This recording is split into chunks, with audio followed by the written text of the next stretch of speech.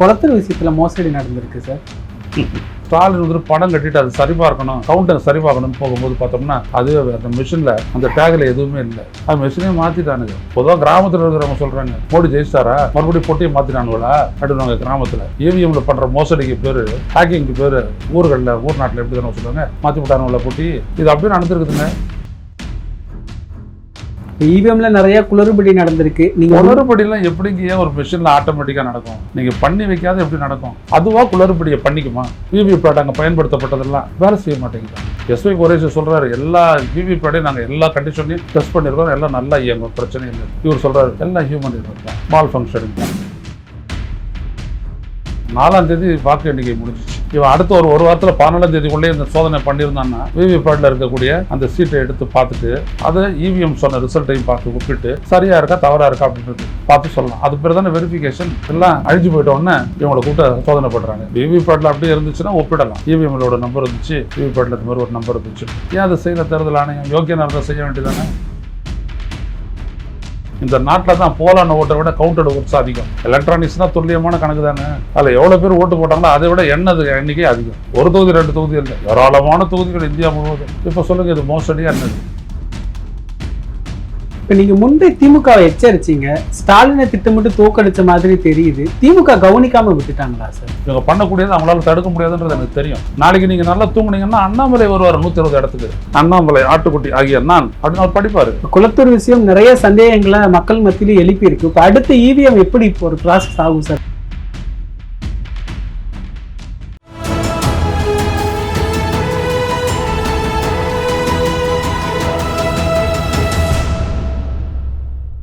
தமிழரம் நேயர்களுக்கு வணக்கம். இன்று நம்முடைய மூத்த பத்திரிகையாளர் திரு ஐயநாதன் அவர்கள் இணைந்துள்ளார்.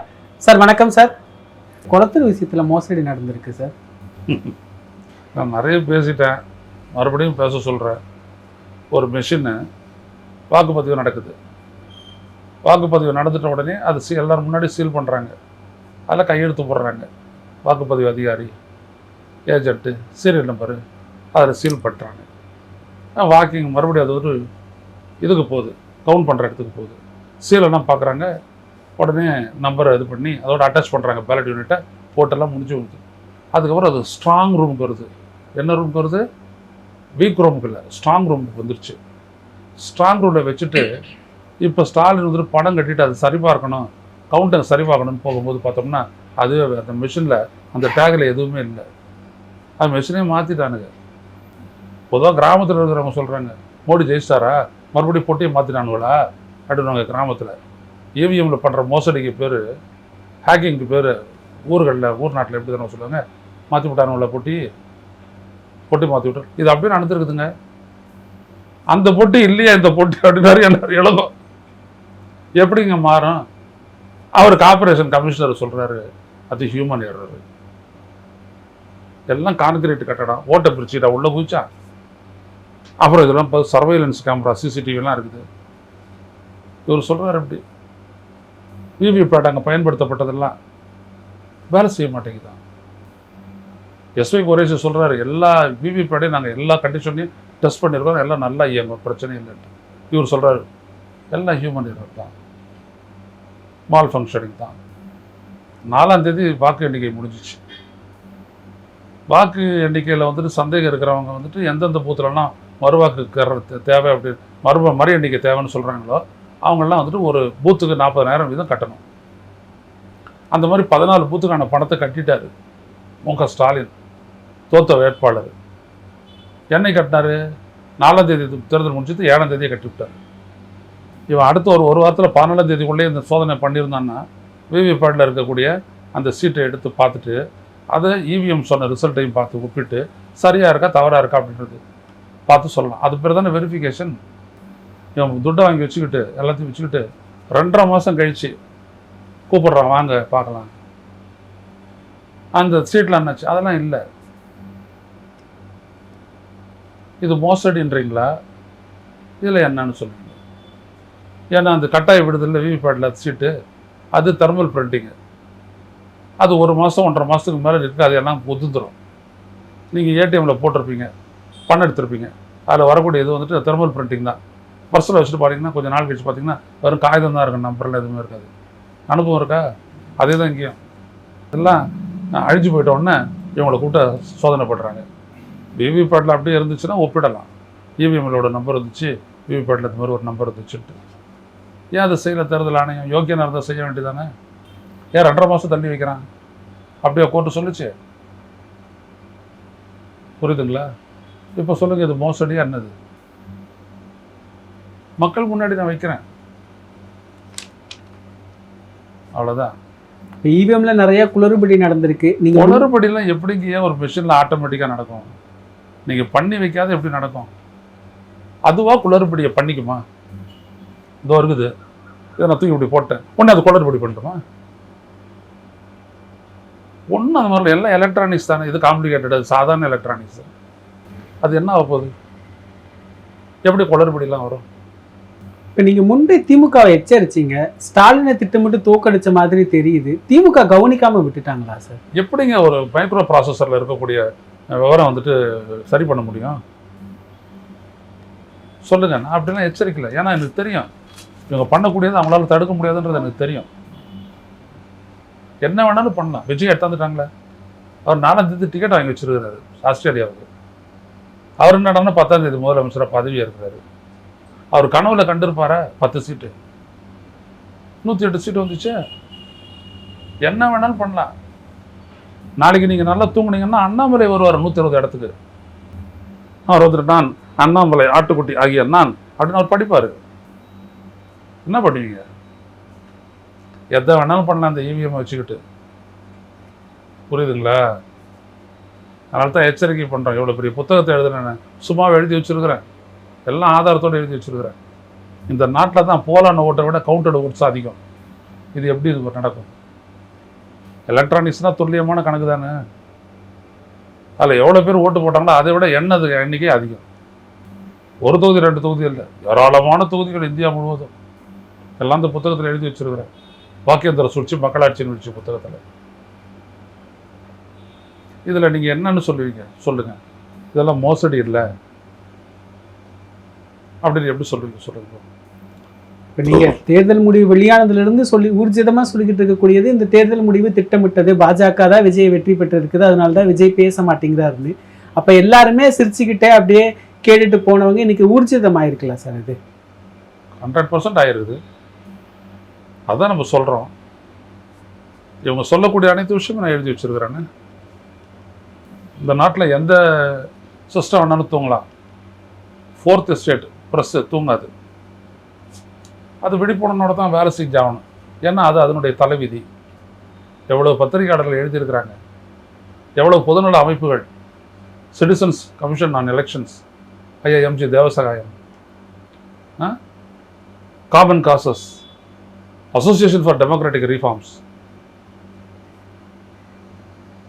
எவ்வளோ எவ்வளோ எவ்வளோ அமைப்புகள் போய் கேஸ் போட்டாங்க, எவ்வளோ பேர் போராடினாங்க. ஒன்றும் தெரியாதையா போராடினாங்க? இல்லை கட்சிகளுக்காக போராடினாங்களா? மக்களினுடைய வாக்குரிமை பறிக்கப்படுதே அப்படின்றதுக்காக அவங்க வந்துட்டு குரல் கொடுத்தாங்க. ஸோ விழிப்புடன் இருந்த பத்திரிகையாளர்கள் அவர்கள் திரட்டிய ஆதாரங்கள், தேர்தல் ஆணையத்திலேயே போயிட்டு நான் தயாரித்த ஆதாரங்களை வச்சு தான் அந்த புத்தகத்தையும் எழுதினேன். இப்போ மக்கள்கிட்ட ஒரு பெரிய எழுச்சி தெரியுது. அதுக்கேற்ற மாதிரி இங்கே என்ன நடந்தது அப்படின்றத என்ஆர் இளங்கோ சொல்லிட்டாரு. குளத்தூர் விஷயம் நிறைய சந்தேகங்களை மக்கள் மத்தியிலும் எழுப்பி இருக்கு. இப்போ அடுத்த இவிஎம் எப்படி இப்போ ஒரு ப்ராசஸ் ஆகும் சார்? உனக்கு எப்படி அடுத்த கட்ட தேர்தலில் அந்த இவிஎம் இதனுடைய குளறுபடிகள் எப்படி இந்தியாவில் இதற்கு மேலே பண்ணணும்னா ஒரு மாபெரும் மக்கள் இயக்கத்தை பண்ணாமல் செய்ய முடியாது. அந்த மக்கள் இயக்கத்தை உருவாக்கக்கூடிய முயற்சியில் நாங்களும் ஈடுபட்டிருக்கோம். மிகப்பெரிய மக்கள் இயக்கத்தை பண்ணி அதன் மூலமாக வாக்குச்சீட்டுக்கு போனால் தவிர நமது ஜனநாயகம் அப்படின்றது அர்த்தமற்றதாகிவிடும்.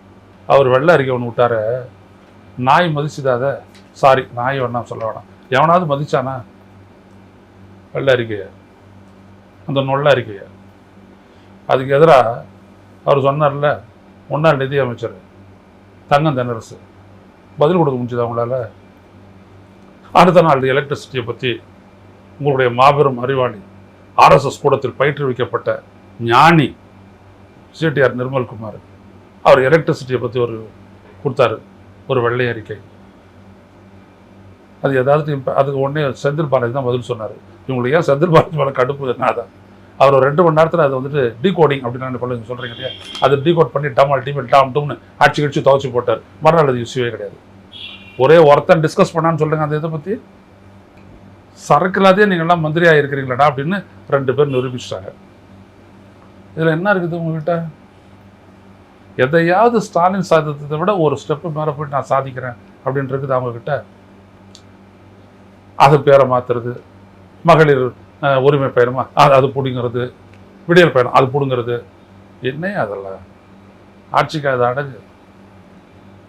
நீங்கள் ஒன்றும் தெரியாதவராக இருக்கலாம், தப்பு இல்லை, தெரிஞ்சுக்கலாம்ல. ஆனால் நீங்கள் என்ன பண்ணுறீங்க? எனக்கு தெரியாது, தெரிஞ்சுக்க மாட்டேன், ஆனால் நான் செய்கிறது செய்வேன்னா அது என்ன ஆகும்? குழப்பம், குளறுபடி, இதைத்தான் இங்கே நடந்துகிட்டு இருக்குது. இதைத்தான் நீங்கள் அரசுன்னு சொல்லிட்டு இருக்கிறீங்க. ஒன்றும் இல்லை. பட்ஜெட்ல ஊழல் பட்டியல் வெளியிடுறது, அப்புறம் மக்களுக்கான வாக்குறுதிகளை நிறைவேற்றுறது. பட்ஜெட்டா? ஊழல் பட்டியல் வெளியிட்டா அதுக்கு பேர் பட்ஜெட்டா? சொல்றாரு அந்த ஆள், பார்த்தேன். அதாவது இதெல்லாம் எப்படி வசூல் பண்ணீங்க அப்படிதான் சொல்ல போறாரு. சொல்லிட்டு என்ன பண்ண போறீங்க நீங்க? கோர்ட்ல எடுத்து போட்டு வைக்கணும்ல. சும்மா அப்படி சொன்ன உடனே மக்கள் நம்பிடுவாங்களா அவங்கள? ஓ இவரா, ஆமா உருட்டு கட்டை எடுத்துட்டு வீடு போடுவாரு, அவர் தான் நிதி அமைச்சரா அப்படின்வாங்க இல்ல? சாதிங்க, பேசுங்க. சாதிக்காதே நீங்க எம்எல்ஏக்கள், எம்பிக்கள், எம்எல்ஏக்கள், மந்திரிகள், இத்தியாதிகள், நிர்வாகிகள் எல்லாரும் அவனு பார்த்தீங்கன்னா ஆளுன்னு ரைடு பண்ணுறான். பவுடர் போட்டுக்க வேண்டியது, 4 பேர் கூட்டிட்டு போக வேண்டியது, ரீல்ஸ் எடுக்க வேண்டியது, லைட்டை போட வேண்டியது, மைக்கெல்லாம் போட்டு ஃபிக்ஸ் பண்ணிட்டு போகிறான். அங்கேருந்து ஆரம்பித்து விஜய் வரைக்கும் இதான் பண்ணுறாங்க. இதை நாமெல்லாம் பார்த்து புலங்காகி தான் அடையணும். விஜய் எதிர்பார்க்கிறாரு, என்ன பண்ணுறது? ஒரு திசை திருப்பும் வேலையை செய்கிறாங்க அப்படின்னு தொடர்ந்து வந்துக்கிட்டே அதே தான். சிம்பிளாக நீங்கள் அதை சொல்கிறீங்க. ஆனால் அது திசை திருப்பும் வேலை இல்லை, டெமனைஸ் பண்ணுறாங்க டிஎம்கேவை. புரியுதுங்களா? இவங்க ஒரு பக்கம் அடிமையாகிறாங்க, இன்னொரு பக்கம் ஒரு வில்லனை சித்தரிக்கிறாங்க. சினிமாலே இல்லாத ஒரு நிகழ்ச்சி இதெல்லாம். அப்படியே பாரதிய ஜனதா என்ன சொல்லுதோ அதெல்லாம் பண்ணுறாங்க, முடியரசு என்ன சொல்லுதோ அதெல்லாம் பண்ணுறாங்க. இங்கே பார்த்தீங்கன்னா திமுக, ஸ்டாலின், உதயநிதி அப்படின்னு அளந்து விட்டுட்டு இருக்கிறாங்க. மக்கள் நம்புவாங்க அப்படின்னு நினச்சிட்டு இருக்கிறாங்க அவங்க. இதுதான், வேறு ஒன்றும் இல்லை. அதை நீங்கள் வேறு விதத்தில் திசை திருப்புறது அப்படின்றீங்க. என்ன திசை திரும்பிச்சு? மறுபடியும் உங்களுக்கு எதிராக தான் எல்லாம் திரும்புது. இதோ இப்போ பண்ணீங்க ஒரு 5 மணி நேரம் ஒரு நாடகம், அவ்வளோதானே. அதுக்கப்புறம் என்னாச்சு? முடிஞ்சு போச்சு. இப்போ அது செய்தியாக இருக்குது, கீழே ஸ்க்ரோலாக கூட ஓட மாட்டேங்குது. இப்போ நிறைய புள்ளி விவரங்கள்லாம் வருது, முதலீடு ஈர்ப்புகளில் கூட பின்தங்கிருச்சு தமிழ்நாடு அப்படின்னு. நான் சில வார்த்தைகளை நான் சொன்னேன், நான் விஜய்க்காகவே சொல்ல வரேன், காழ்ப்புணர்ச்சி அதில் நான் சொல்ல வரல. உங்களுடைய ஆட்சியில் வந்துட்டு நாசமாகும் தமிழ்நாடு, அவ்வளோதான். அதுக்கு காரணம் என்ன அப்படின்னா, உங்கள் ஆட்சியில் உங்களுடைய மந்திரி சபையில் உங்கள் உட்பட யாருக்குமே விவரம் இல்லாமலும் அக்கறையும் இல்லாமலும் நீங்கள் பாட்டுக்கு ஒரு ஆட்சி செய்கிறீங்க. இதில் நீங்கள் எதையுமே பண்ண முடியாது. அவ்வளோ சாதாரண இல்லை சாதிக்கிறதுன்றது. நீங்கள் போய்ட்டு அந்த இடத்துல நின்றுட்டு ஒரு போஸ்ட் கொடுக்குறது, உயரத்தில் போய்ட்டு போஸ்ட் கொடுக்குறது, அதெல்லாம் நடக்கிறது. இதனால் என்ன நடந்துச்சு? இப்போ நீங்கள் போனீங்க, மேலேருந்து பார்த்தீங்க, என்ன பார்த்தீங்க? நீங்கள் பத்திரிகையாளர், பல பத்திரிகைகள் படிக்கிறான், அந்த போயிட்டு செக் பண்ணார். என்ன செக் பண்ணார்? பாலை எப்படி கரெக்டாக வளையுதா அப்படின்னு, உறுதித்தன்மை இருக்குதான்னு தட்டி பார்த்துருப்பாரு, நின்று பார்த்துருப்பாரு. அப்படி செஞ்சார். அது கேங்கு செய்கிற வேலை. ஐயோ, நீ முதலமைச்சருக்கு இருக்கிறக்கு நீ எப்படியோ கிரெடிட்டே கொடுக்க மாட்டேங்கிற, உங்கள்கிட்ட கேள்வி கேட்டு தப்பு பண்ணிட்டேன். என்ன சாதிச்சிங்க? ஒரு கண்ணாடியில் வந்துட்டு கையெழுத்து போட்டுட்டு கீழே வந்துட்டு நீங்கள் ஒரு செடி நட்டுறீங்க. எனக்கு புரியவே இல்லை. கலாமை பெற்றெடுத்த, காமராஜரை பெற்றெடுத்த தமிழ்நாட்டில் இப்படி ஒருவர் முதலமைச்சர். கலைஞரை போல அறிவிலும் ஆட்சி திறனிலும் உச்சபட்சமாக நின்றவர்களையே நம்ம விமர்சிச்சிருக்கிறோம். அது ஒரு காலம். விமர்சிச்சுட்டு அண்ணா அறிவாலயத்துக்குள்ளேயே போகலாம். நான் அப்படி தான் போயிருக்கிறேன், யாரும் தடுக்க மாட்டதில்லை. அப்பயே கூப்பிட்டு வச்சுக்கிட்டு அப்போ கலைஞர் டிவியில் பேச தான் விட்டாங்க வாதத்தில், யாரும் எதுவுமே பண்ணதில்லை. இப்போ அப்படியே இருக்குது நிலைமை. சொல்லுங்க பார்ப்போம். எதுவுமே தெரியல. அதான் நான் சொல்ல வரேன், தெரியவும் இல்லை, கற்றுக்கணுன்ற அக்கறையும் இல்லை. ஆனால் நம்ம ஏதாவது செஞ்சுவிடணும் அப்படின்ற மாதிரி ஒன்று செய்கிறீங்க. எல்லாம் தப்பாக போகும், அதான் நாசமாக போகும்னு நான் சொல்கிறேன். சும்மா ஏதோ ஒரு சபித்தல்லாம் கிடையாது இது. எதுவும் செய்யாதவங்ககிட்ட எல்லா அதிகாரமும் இருந்து என்ன பிரயோஜனம் சொல்லுங்க? அவ்வளோதான். நீங்கள் எதையும் உங்களோட அட்வைசர் அப்படின்றாங்க. யார் அவங்கெல்லாம்? இந்த தமிழ்நாட்டுடைய முதல்வர் ஆயிட்ட விஜய் சுத்திலும் வச்சிருக்கிறவங்கெல்லாம் தெலுங்குக்காரங்க. யார் இவங்கெல்லாம்? என்ன அர்த்தம் அதுக்கு? வேளாண் பட்ஜெட் கூட திருப்பதியில் போயிட்டு வந்திருக்கு சார். ரொம்ப கஷ்டமாக இருக்குது. அவ்வளோதான். பேசவே முடியல. எதுக்கு அங்கே போகுது வேளாண் பட்ஜெட்டில்? என்ன நீங்கள் வேளாண் பட்ஜெட்டில் புதுமை பண்ண போகிறீங்க? விவசாயம்லாம் போராடிட்டு இருக்கிறாங்க. நீங்கள் என்ன போய்ட்டு வேளாண் பட்ஜெட்டை போட்டு நீங்கள் கிழிக்க போகிறீங்க? கடவுள் நல்லதுக்கு தான் துணைந்து இருப்பார், ஏமாத்துறதுக்கெல்லாம் துணைந்து இருப்பார். நிகழ்கால அரசியல் குறித்து பல தகவல்களை பகிர்ந்து கொண்டதுக்கு நன்றிங்க சார். இதே போன்று நிகழ்கால அரசியலின் சாரம்சங்களை அரசியல் ஆளுமைகளின் நேர்காணல் வழியே தொடர்ந்து காண தமிழ் நிறம் வலையொலியை சப்ஸ்கிரைப் செய்யுங்கள். தங்களின் மேலான கருத்துக்களை கருத்துளை பெட்டியில் பதிவிடுங்கள். நன்றி, வணக்கம்.